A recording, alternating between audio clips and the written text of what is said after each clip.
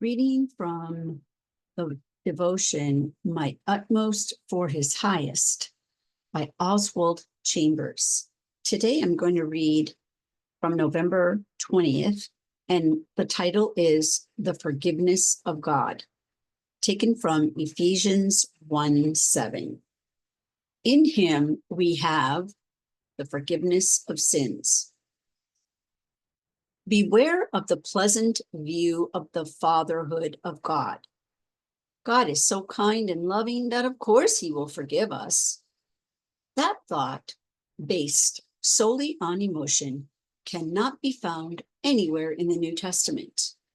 The only basis on which God can forgive us is the tremendous tragedy of the cross of Christ. To base our forgiveness on any other ground is unconscious blasphemy. The only ground on which God can forgive our sin and resonate us to His favor is through the cross of Christ. There is no other way. Forgiveness, which is so easy for us to accept, cost the agony at Calvary. We should never take the forgiveness of sin, the gift of the Holy Spirit, and our sanctification in simple faith, and then forget the enormous cost to God that made all of this ours. Forgiveness is the divine miracle of grace.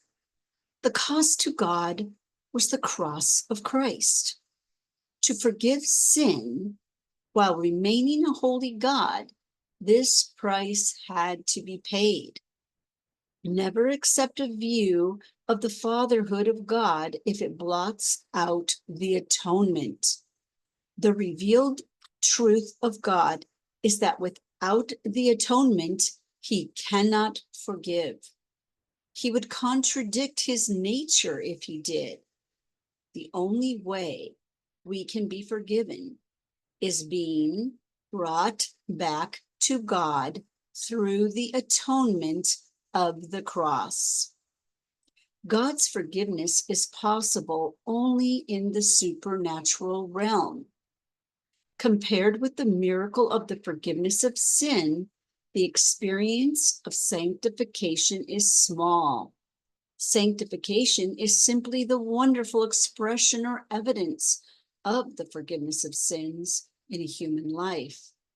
But the thing that awakens the deepest fountain of gratitude in a human being is that God has forgiven his sin. The Apostle Paul never got away from this.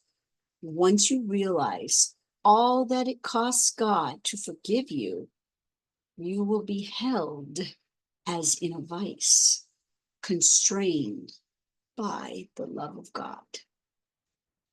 That's our food for thought for the day.